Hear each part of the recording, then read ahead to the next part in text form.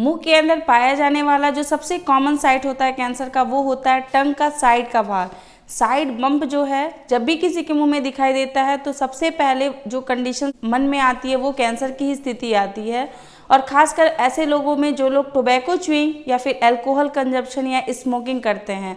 तो इस वीडियो में मैं आपको यही बताने वाली हूँ कि टंग बम्प से कितने प्रतिशत चांसेस होते हैं कैंसर के ठीक होने के, स्टेज 1 से लेकर के स्टेज 4 में। इसलिए वीडियो बहुत इन्फॉर्मेटिव रहेगा, अंत तक जरूर देखिएगा, क्योंकि इस वीडियो में बताइए कि कौन कौन से तरीके से इस टंग बम्प को ठीक किया जा सकता है। पूरे वीडियो देखने के बाद भी अगर आपके मन में इस रिलेटेड कोई भी क्वेश्चन आता है, कोई डाउट होता है, तो कमेंट जरूर कीजिएगा, बहुत जल्दी इसका आंसर करेंगे। हेलो दोस्तों, कैसे हैं आप सब? मैं आपकी डॉक्टर ज्योति पांडे। टंग बम्प का मतलब ये है कि जीभ के बगल का ऐसा पार्ट जहाँ पे आपको उभार जैसा फील होता है।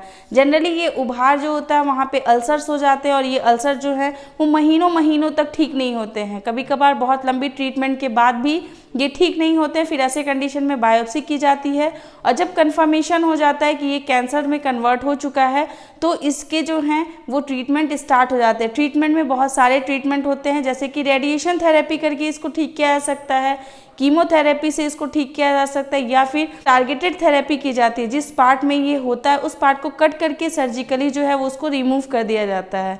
तो ये तो थी ट्रीटमेंट। अब हम लोग पता करते हैं कि स्टेज 1 से लेके स्टेज 4 में कितने प्रतिशत चांसेस होती हैं कि टंग बम्प को ठीक किया जा सकता है। स्टेज 1 का मतलब ये है कि ये जो है वो अभी स्टार्ट हुआ है, यहाँ पे जो छाले हैं वो स्टार्ट हुए हैं, आपको वहाँ पे हल्का हल्का सा दर्द जो है अभी महसूस हो रहा है। तो ऐसे जब कोई कंडीशंस होती है तो उसके 80 to 90% ऐसे चांसेस होते हैं कि इसको बिल्कुल ठीक किया जा सकता है। ट्रीटमेंट जो है वो डॉक्टर अपने अकॉर्डिंग लिखते हैं कि किस कंडीशन में कौन से ट्रीटमेंट जो है वो लेना होगा। सेकेंड जो स्टेज होता है उसमें आपका पेन जो है इस जगह से बिल्कुल ख़त्म हो जाएगा और आपके अल्सर्स जो होंगे उसके साइज़ बहुत ज़्यादा हो जाएंगे।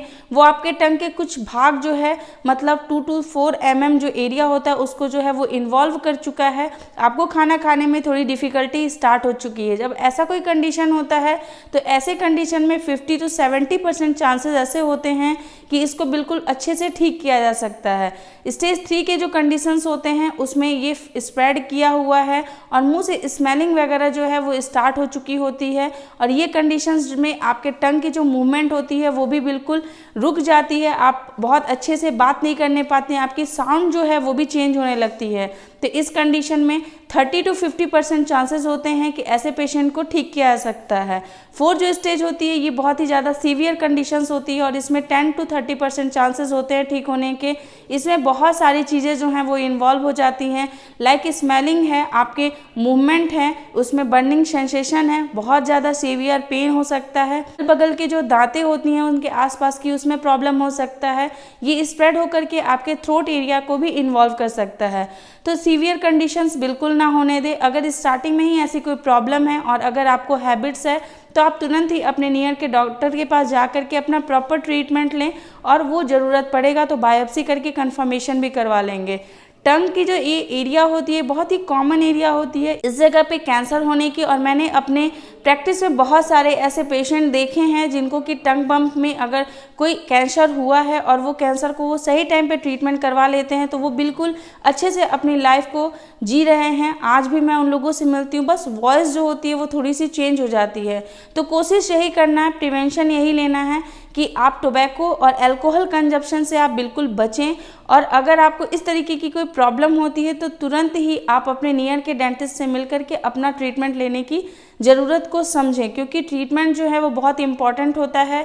विदाउट ट्रीटमेंट कोई भी जड़ी बूटी और ऐसी चीज़ें जो होती है वो आपके कैंसर को बिल्कुल ठीक नहीं कर सकती हैं। अगर किसी में टंग बम्प की ये जो प्रतिशत मैंने आपको बताया है ये बहुत सारी चीज़ों पे भी डिपेंड करता है, जैसे कि पेशेंट का एज कितना है और पेशेंट की इम्यूनिटी कैसी है।